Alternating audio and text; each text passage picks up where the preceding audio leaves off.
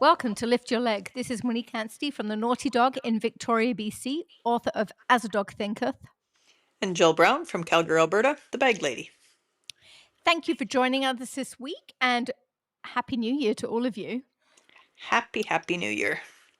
I must preface anything I say tonight by I have completely binged on Kathy Keats's podcast. All of her words are going to be in my brain and probably going to be replicated at some point tonight. Credit for that goes to Kathy Keats, and you guys should all be listening to her podcast. She's brilliant. Will do. I'll put that on my list. I have not. Slacker Jill Brown. It's true. Cannot deny. Haley, bless her heart, told me that on the last podcast, we erred in not discussing the difference in training our sensitive dogs versus our fearful dogs. That's what we're going to tackle tonight. So thank you, Haley. We appreciate the feedback. Go, Haley.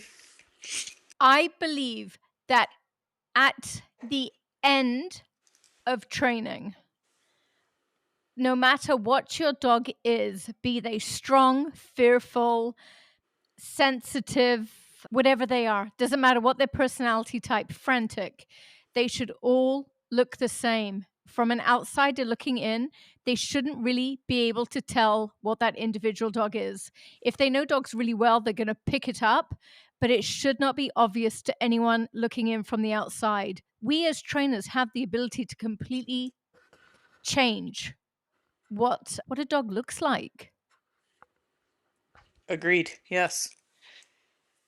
And I think that's the most important thing.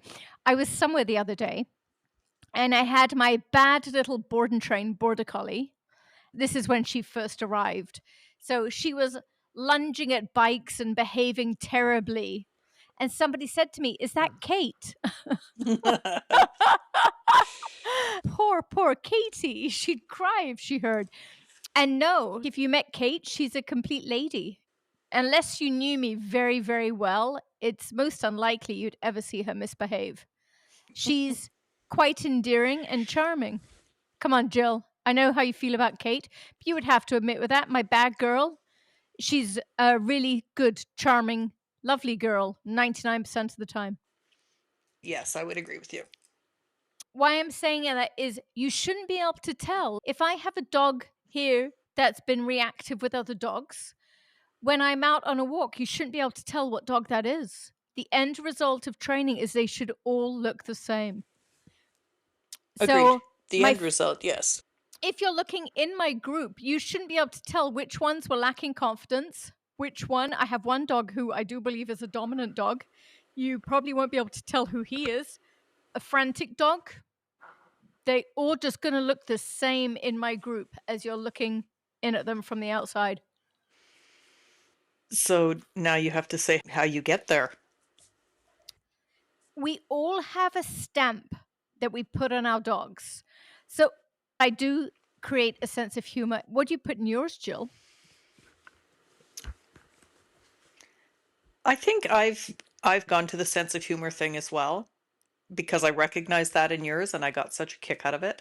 I put more effort into just interacting and having them show their own kind of joy and do silly things that they're allowed to choose to do and just get laughed at for it. Yes. I've had a boarding dog here over Christmas, so he's been here for 2 weeks so far, I think. He was a previous board and train, and I would define him as a very sensitive, takes in the outside world, lacking confidence a little bit, not so much anymore. It's been built quite well. I would say now he's more a big feelings dog. Cool guy. I like him. He also loves me. He's been boarding here for 2 weeks. He moved into my house. He moved. But I had to be careful of him because he's a strong character in his own little lacking kind of... He doesn't necessarily have the confidence, but he does have the boldness to go forward. So I had to be careful introducing him to Johnny and Harry just to make sure all went well. Mm-hmm. Anyhow, he's been here for 2 weeks.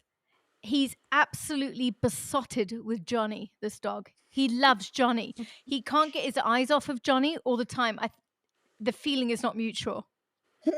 But if Johnny's going outside, this dog just wants out, wants to go be with Johnny, wants to watch what he's doing, tries to copy him.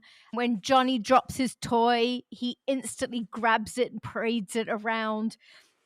So he's already getting his sense of humor a little bit because I'm laughing at him like when Johnny's told to let go and he dives on Johnny's toy and then he's like, I got his toy. I'm telling him how clever he is and how proud I am of him. Anyhow, you can see the change in this dog just in 2 weeks of living in my house. It's fascinating, the energy they're able to take on. I am sending home a very happy, free dog that thinks he has a sense of humor. Oh, one thing he does, but he did this before he came here, so it doesn't really count. He gets on your couch and starts burrowing under your pillows, and he gets his head under one, and he just flicks his head, and it landed right on Brian's lap. It was so funny. And then the look on his face when he does it, like he's quite proud of himself and his accomplishment. That's what I want to see in dogs. I want to see a sense of humor, a little bit of naughtiness, the freedom to do things like that. That's what I want in my dogs.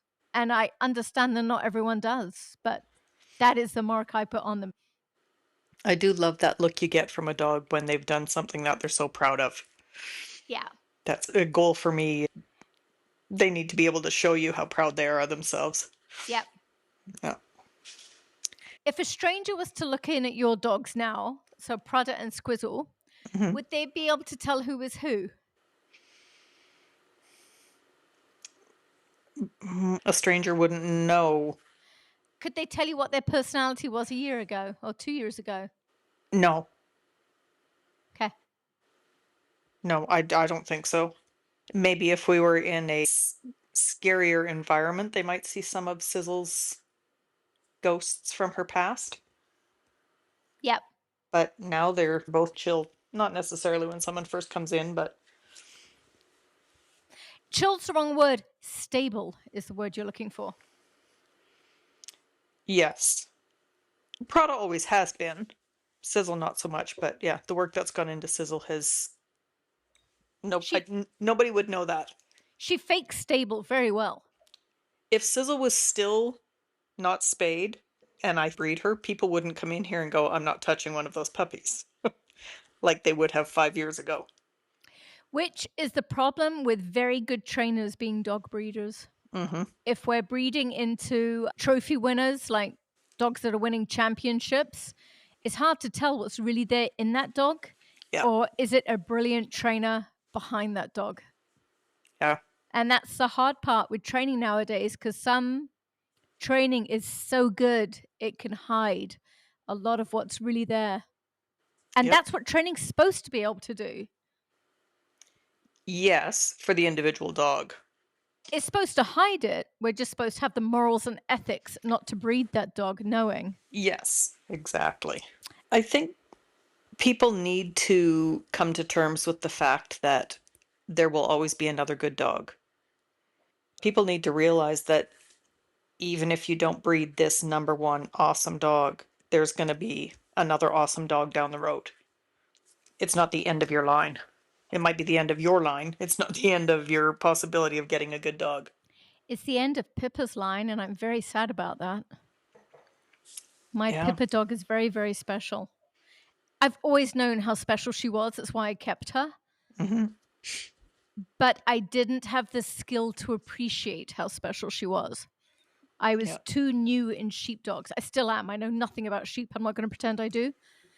But I can see her compared to other sheepdogs, how stable and skilled she is.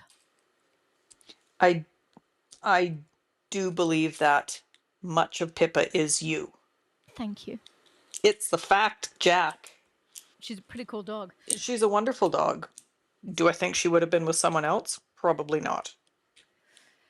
We're talking about how are we training the difference in fearful dogs or dogs lacking confidence versus the ones that are sensitive to everything that's coming in at them from the environment. And so Pippa is my example of a dog that was lacking confidence / fearful. She flew here from Florida. And when she arrived, It's the worst case scenario. My friend came with me to the airport, and there we are to get my new wonderful puppy. I've always wanted this border collie. And her crate comes out, and you open the door with all these expectations, and no one comes out. And she's pasted in the back, looking terrified, and has no intention of coming out. Oh, poor Pippa. And my friend said to me, I felt so bad for you. I wanted to just make her come out for you. Oh, man. That was our start with Pippa, and she was kind of like that probably for the first week. And I got asked why I hadn't sent her back at that point. And I knew there was something special about her. I kept her. Or maybe I'm just a sucker and believed in her. Whatever. She stayed, and I have no regrets. And now she's the type of border collie I would pick again in a heartbeat. So Pippa never had the confidence to make a decision.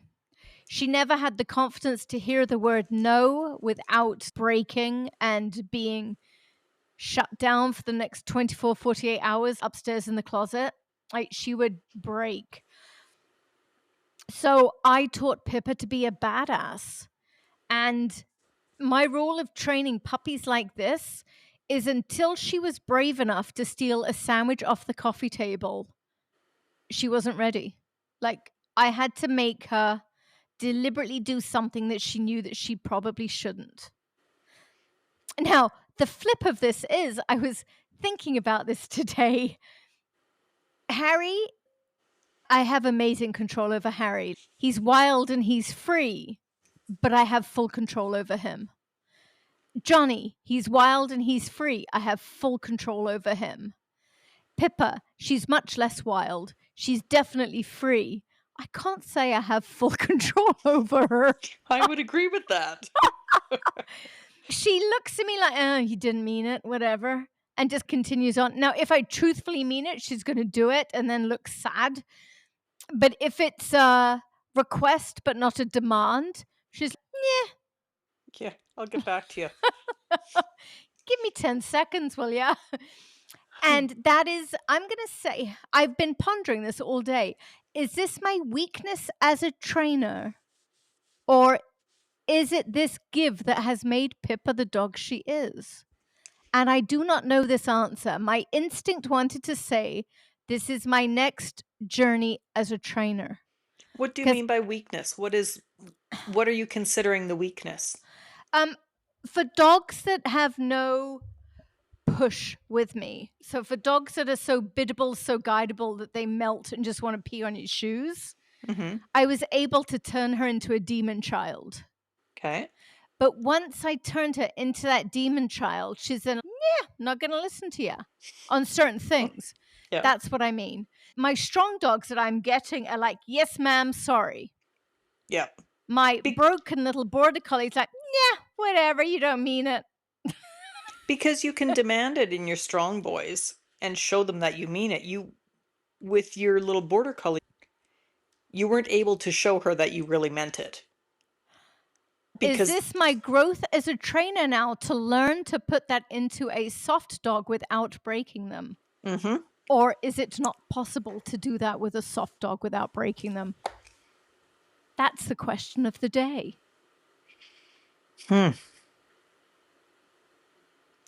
Tell me what makes Pippa fearful versus sensitive.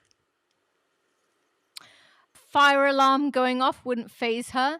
Being in a tight, closed space wouldn't necessarily faze her. Going into my building with all of classes going on, like puppy class and that, she couldn't do it. It was much too overwhelming. But I'm not sure if that's sensitive per se. I think that was just way too much for her little soul. She doesn't feel pressure from the outside world in that same way.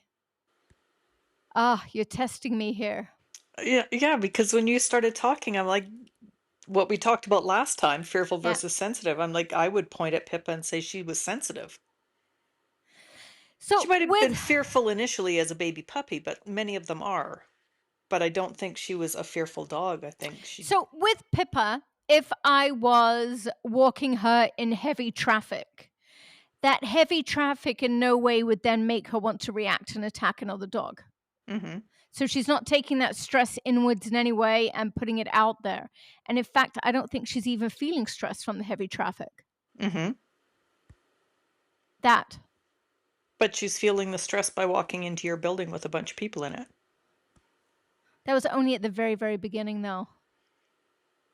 Okay, then point out some things that she was doing that made you say this is a fearful dog.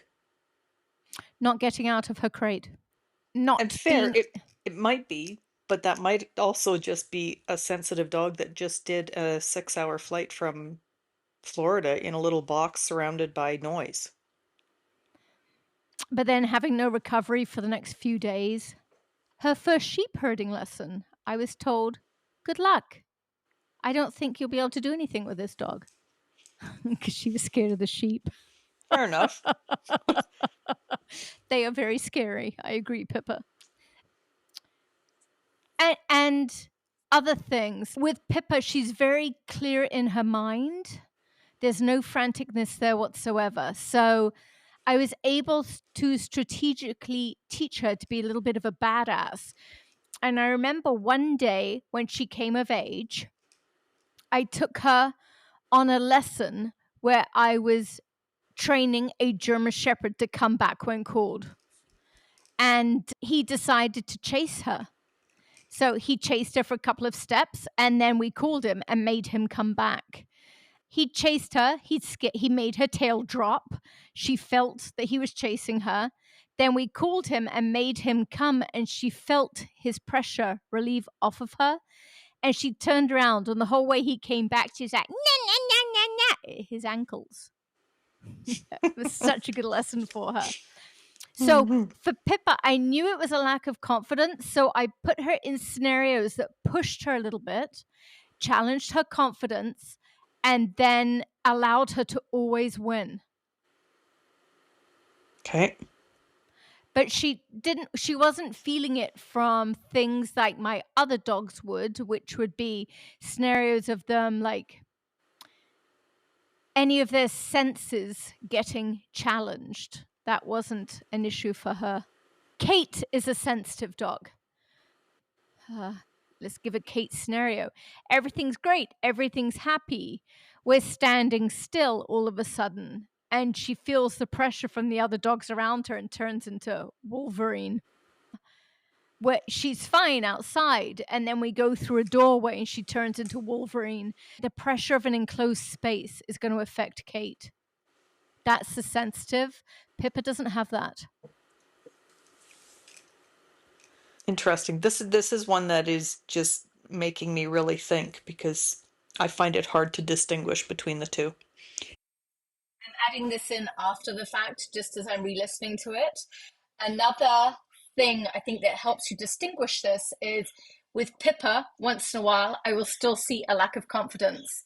With Kate, once in a while, I will still see the sensory world bothering her. Same as with Sizzle, once in a while, you'll still see that sensory world bothering her. But as they've gotten older and trained, I'm only seeing that with them. I would never see Pippa bothered by something sensory now. Never say never, that's the famous word, but sensory stuff doesn't affect her now, even if it's completely novel, whereas it will Kate. And likewise, I'm never going to see Kate lacking confidence, whereas I will Pippa if it's a very special scenario. And I think we also need to say that having a dog that's afraid of some things doesn't necessarily mean it's a fearful dog. I agree. And I'm not sure I would even necessarily call Pippa fearful. She was initially, but fair enough, she had a big, long, terrifying flight. Yeah. I would say Pippa was lacking confidence and needed to be built. Yeah. Rupert was lacking confidence and needed to be built. Kate felt everything from her environment and all the emotions and took them in and let them come back out. Johnny is just super stable. Yeah. And there's advantages and disadvantages to super stable. Johnny is the kind of dog we would pick to be an autistic kid's dog because he could happily be stabbed with pencils and he just would grin and take it. It wouldn't faze him. Yeah.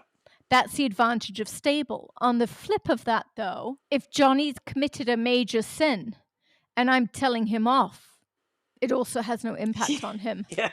Yeah. Yeah. There are pros and cons to super stable. It's not necessarily the trait I would pick in a dog. I want a little bit less stable than what Johnny is, but I wouldn't change anything in Johnny for the world. He's perfect as he is. So Johnny's Mr. Super Stable, and Harry, how do we define Mr. Harry? Harry is very stable, but I'm going to say Harry is also sensitive. Sensitive to me. But I've known that from the start, so I've been very careful with it. Harry is a dog that if I'm in the right mood, Harry's in the right mood. If I have that thought as I'm doing something with him, I'm doing an exercise with him, and in my mind I think, oh no, I just screwed that up. Right there, that thought alone will screw him up. Harry is very sensitive to any output that I'm giving him. So he's amazing on days that I'm good. He's an amazing competition dog, so long as I've got my crap together in my head. But if I was to get my stuff wrong, I could really affect him. So I'm going to say Harry's a dog for a more advanced person. I Agreed. think Harry Yeah. would have been quite easy to mess up. Go ahead. Harry, as a young dog, I remember him being sensitive, not just to you, but to stuff. I don't know if he was sensitive or he was aware of everything that was going around him. And he still is. And I think you're right. I think he is sensitive. Yeah. But what I'm not used to with Harry, now Harry's a very different type of dog to anything I've ever trained before. And it's funny because when I've been around other Malinois trainer, they're like, yeah, okay. And they've known instantly how to train him because they've seen this type of dog before. But I don't work with many Malinois, so I haven't. And I've never seen it before. So I could be completely wrong here. But what I'm realizing about Harry, realize might be the wrong word because I have no idea if I'm right or wrong, but my current theory on Harry is that when he's feeling sensory input from the outside, or if I'm a little bit nervous, or if it's heavy traffic, all of that stuff, it makes Harry closed. Okay. That's what it does to Harry. And so he goes very stalky and looks like a tiger. Yeah, he gets hunting very something. He gets very tight. He's like very a spring. Tight and Yeah. very serious and Yeah. a bit angry. But it doesn't go anywhere. It just stays there and he goes closed with it. He just holds it in. And I think that's what Harry does. Because remember the issues I had with him around training with when he would see a person in the far distance? Yes. Or if he would see a rabbit? Mhm. All of those issues. And that was where that he would see it and then he would close. Yeah. It was like he absorbed that and couldn't get rid of it. There was Yes. very little you could do to get him to forget about that bunny. You'd have to just put him away and then bring him out again later. Except that Because I'm much too stubborn for that. But yes. But that might have been as a young dog, that might have been the easier way to go. The recommendation here from what you've witnessed is I should have put him away and brought him back out. However, I didn't. You didn't. No, we slogged our way through that one. It was funny because I took him somewhere training recently and the person said to me, have you used a lot of punishment with Harry? I'm like, no, not at all. Not nearly as much as I should have. I'm kidding. I know. But it's because he was so closed and serious.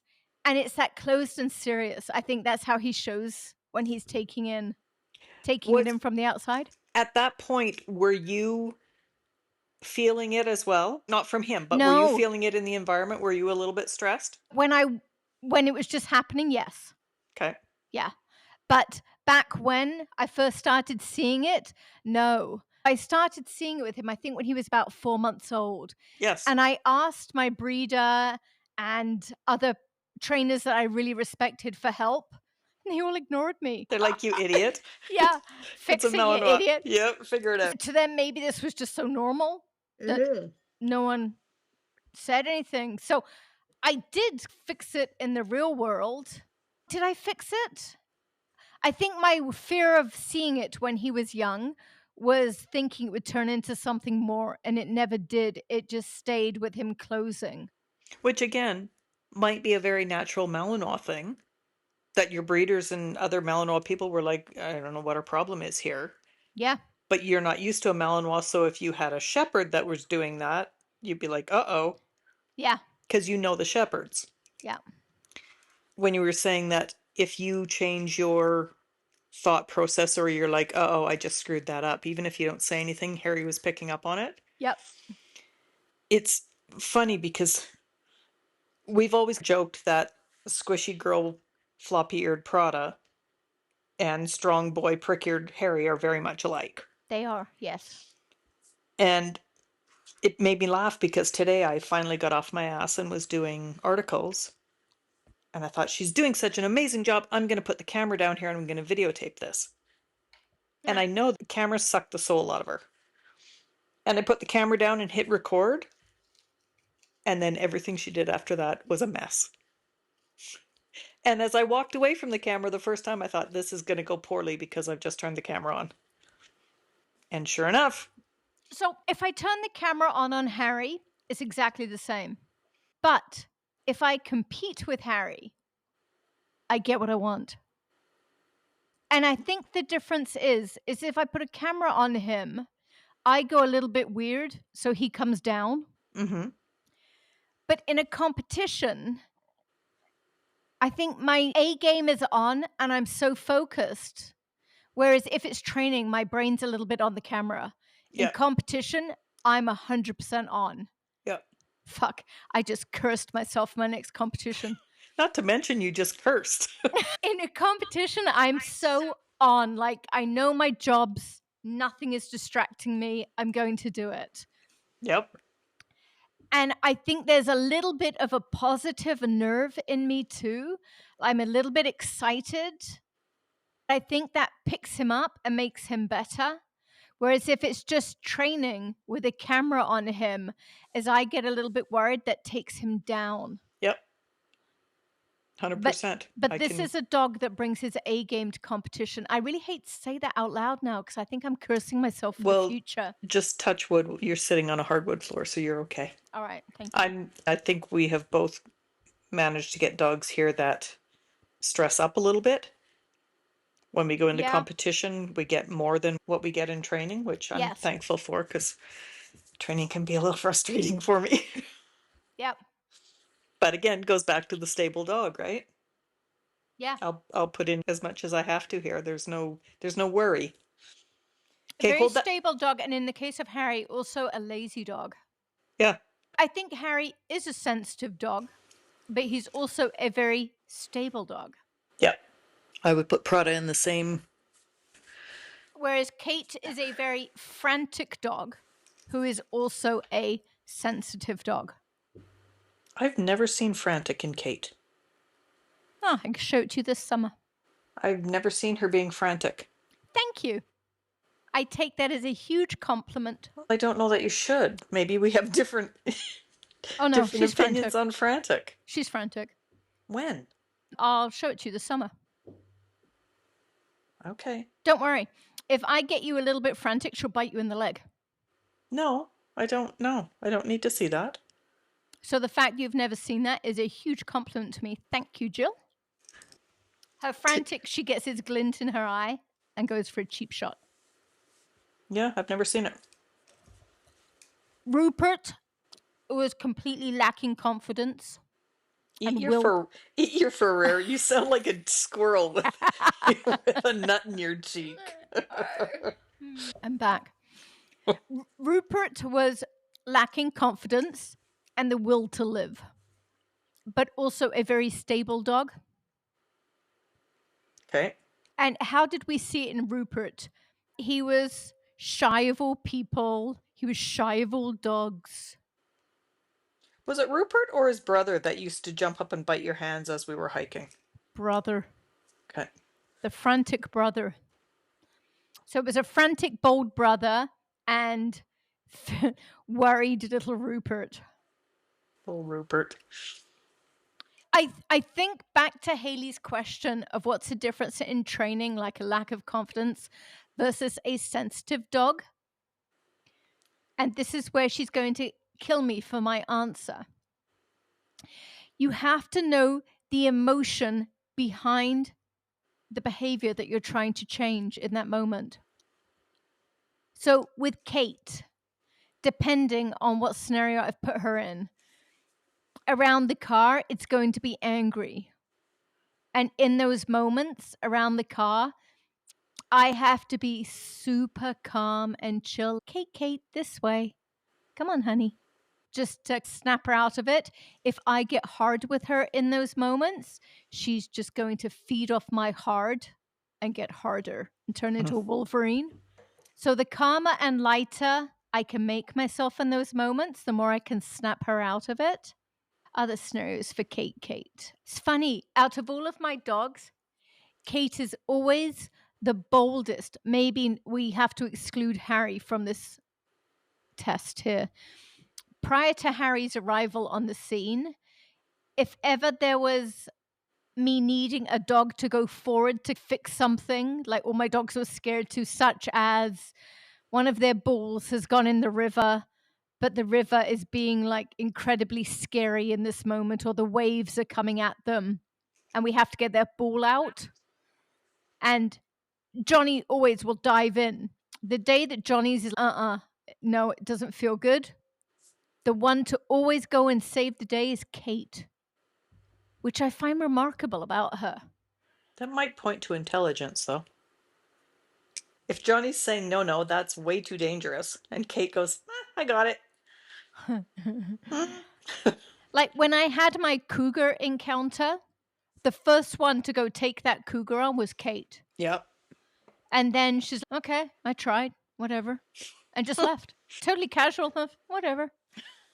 Just came back and stood beside me. I tried, Mother. Mother. Now we must just die. She was coming back. She was trying to find the kill that the cougar was eating. Probably. Normally she'd be more obvious. She'd just be like, oh, hi, cougar, and go straight past them and behind them. I'm just gonna eat this portion if that's all right. I'll take the head off your deer if you don't mind. Oh, sweet Kate. Oh, Kate. So yeah, she's always the boldest when push comes to shove in a scenario, which I find fascinating about her. And I see a lot of that in the sensitive dogs, is that they have the boldness to go forward, but not the skills to deal with it once they get there. And that's where they get into trouble.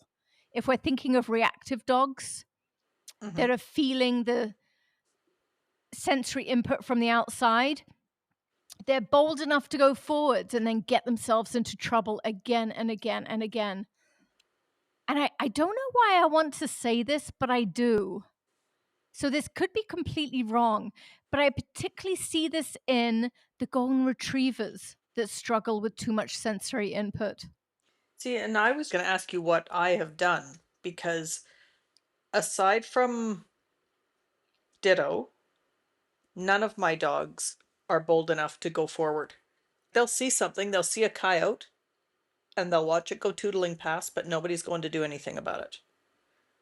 Prada will actually run back to me and be like, there's a coyote over there. Sizzle will just stand there and watch, but they don't have either part. They don't have the boldness to go forward, and maybe they know they don't have anything to back it up. I think coyotes a bad example because they just sound like they're impeccably trained and sensible. But even bunnies, like a bunny will go shooting past and Sizzle will chase the squirrels, but Prada will go, bunny, what should we do about that? None of my dogs that theoretically should have had a huge prey drive, according to the breeders, had a prey drive. So here's a question. I said earlier, I want dogs to have freedom in their brains. I want to be able to ask something of them. And they're like, yeah, sure. And they'll go do it. even if they don't fully understand what I asked and they completely screw it up, Mhm. I still want them to say, "Yeah, sure," and go and try. Go do Okay. it. Go put yourself forward. Okay. Obviously, I should be a better trainer than asking them to do something they're not prepared for. But I would rather they went forward and made an error than stopped halfway and looked back at me like, "I can't. Come with 100 me, mummy." 100%. So I create that in all of my dogs. Do you? Clearly not. But it's not so much that mine would go part way and look back for help. They'd just be like, "We're not supposed to do that." And I have done something If to train that in. What if you ask them to though? Oh, if a bunny went by and I said, "Get it," they'd be gone. Okay, cool. Then that's good. Maybe not for the bunny. Well, I doubt very much that either of them would catch the bunny. Prada chasing the bunny isn't quite the same as Harry chasing the bunny. Exactly. Yeah, she'd be like, "I caught it. Now what do we do with it?" With Harry, you'd be like, "We bury it." We were saying back to sensitive versus lacking confidence. It's the emotion behind it, whatever that behavior is in that moment. Okay. That's what you need to be training. I remember there was one day with Rupert. I had somebody come over and he's a huge guy. He's 6'4". And at the time, he was a very big man. He must have been several hundred pounds. And Rupert walked up to him and jumped up on him, but like hoofed him a little bit, jumped up on him. Mm-hmm. I didn't even notice. I was like, oh, Rupert's gone to say hi. And then he called Rupert an asshole. And that sat with me for a couple of days. Like, why does this feel so odd that he called Rupert an asshole? And then I realized Rupert went forward and said hi to someone. It was the first time he'd ever done it. And Okay. because he had a little bit of angst doing it, because it was the first time he'd ever done it and not been weird and backed up and barked, but it was Yeah. also COVID, so he just hadn't had the opportunity. What he would previously do would be back up and bark and act weird. COVID came. There were no people to do this with. And then he matured, he got braver. And then the next person he met, this is quite some time later, he walked up and was called an asshole. And I couldn't work out why that just felt so weird until I realized, yay, Rupert, you did it.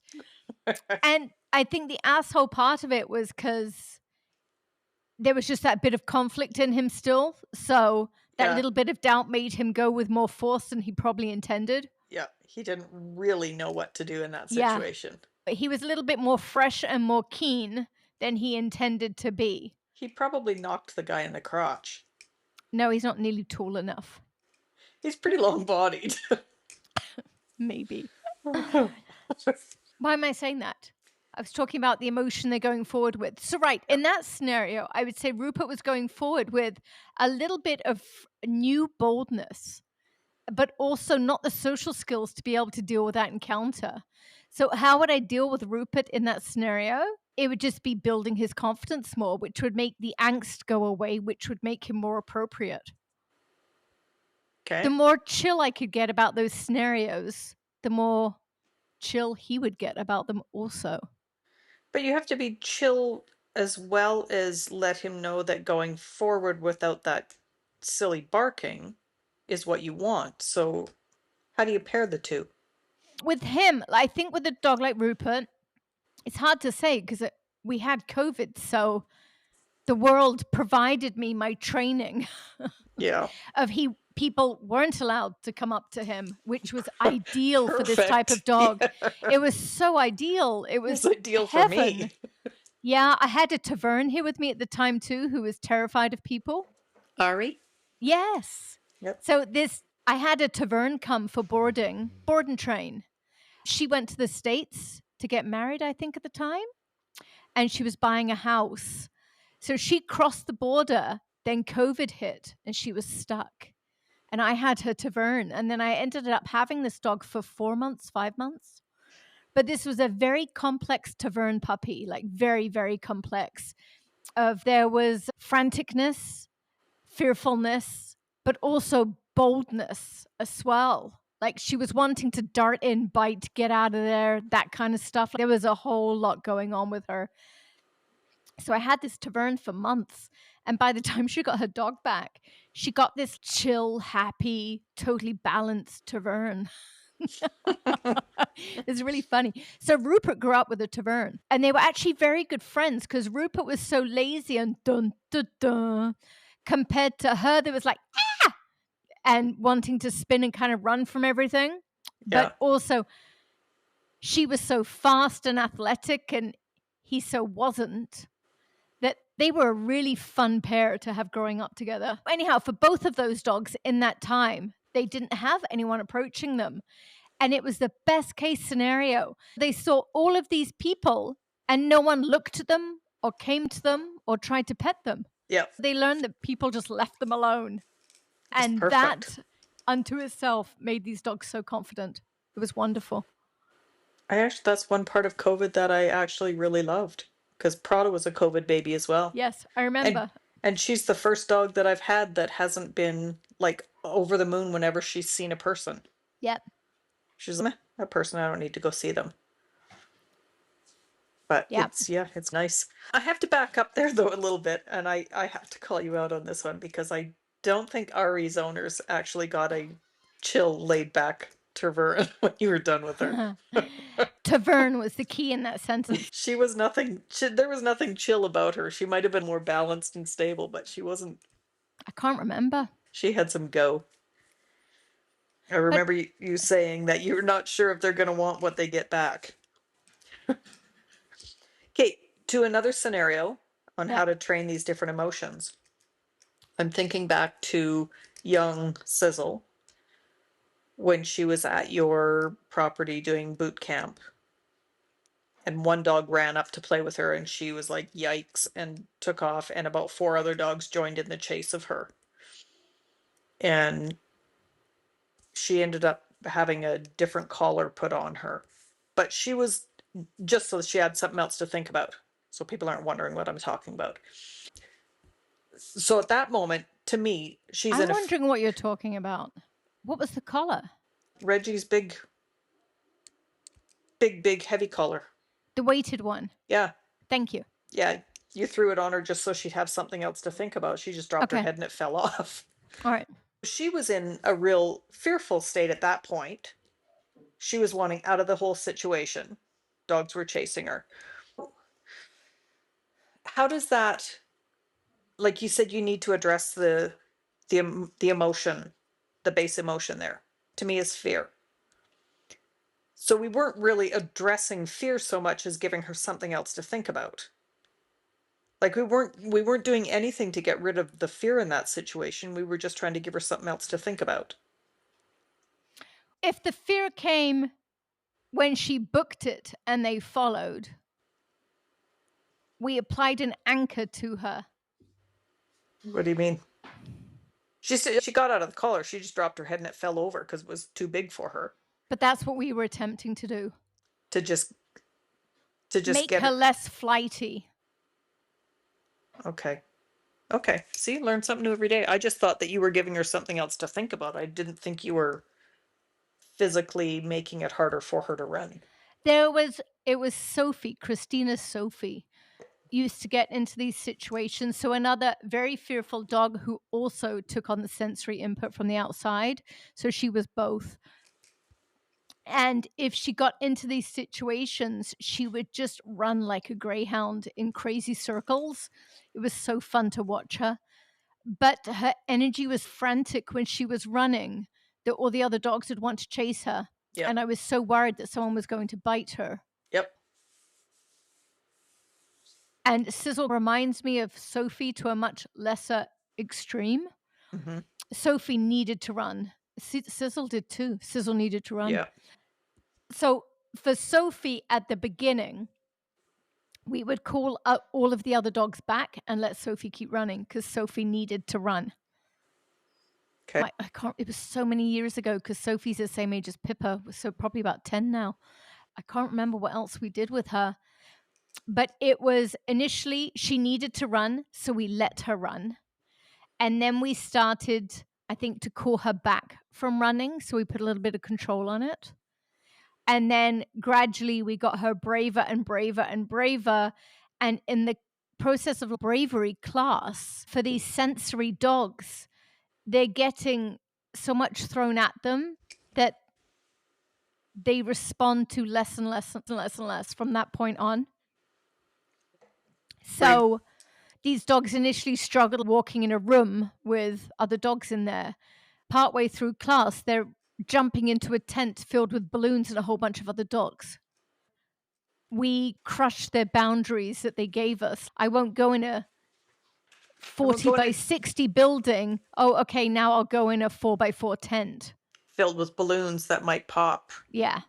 So as Sophie wrote us rules about what she wouldn't deal with, gradually we ticked them off one by one of, okay, we've expanded that one, we've expanded that one, and just kept going and going and going. And I think we did a little bit the same with Sizzle, except you don't live here, so it's harder. True, but I think I was out there for an extent of time and got to do a couple of the bravery classes back to back. And I came home with a bunch of homework as well that I worked on here with ping pong paddles and wrapping her up in crepe paper. And Yeah. bravery truly is for anybody that's listening that has issues with dogs or their clubs have issues with dogs, they really should do a bravery seminar. I love my It's bravery. And a lot of it was created by Pippa as her needs demanded it as she was growing up. yeah, So young Pippa was so sensitive. If I said no, she would crumble. yep. I taught her to tackle me and fight me. So I used to start fighting her with a pool noodle, and I would just keep going at her until she like ripped it from my hands. And then I taught her the same with a ping pong paddle that's padded. And I'd whack her with it, and she would just fly through the air and take it out. And I was training her in obedience the other day, and she launched through the air and took a stick out of my hand. Like, she wasn't supposed to. She was supposed to be healing. And she just launched through the air and took a stick out of my hand. I was so mad at her. And then think like, oh, I guess you created this. But I did. I taught Pippa to tackle me and disarm me, and that we were equals. Now, she did also have to learn down means down. Not that she believes it, but she did learn that. Come Till means come. not that she believes it, but she did learn. Come is very good. Her lie down is very good too. She just holds it for 0.3 of a second. I was gonna say it just doesn't last. But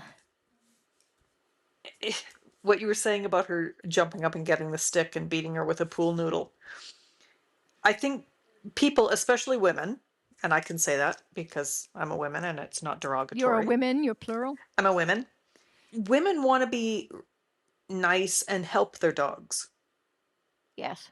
And so And often we crush them in the process. yes, so often when you're dealing with these sensitive dogs, it's better to beat them with a pool noodle and make a game out of it. Yep. Like maybe the first time that you start doing it, the dog's, I don't know why you're beating me. But when you don't react to that and you just continue on the game, it it makes such a big difference to the dog's overall temperament when they're dealing with like outside stimuli that worries them. And it has to be done right. Like, you can't just beat them with a Yes, pool noodle. So absolutely. you have to creep up on them so it's very clear cues. Yep. So I'm moving in differently, whack her with it, and then run in fear. Yep.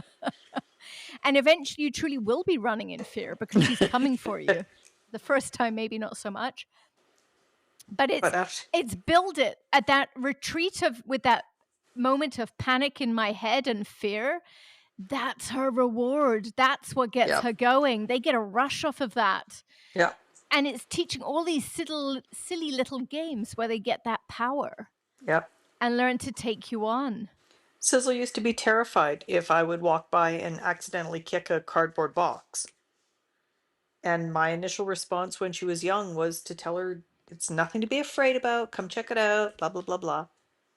Now, if I go by something and box moves or the broom falls over or something, I'll pick it up and goose her in the butt with it. And she just turns around and comes at me because now it's a game to her. Yeah.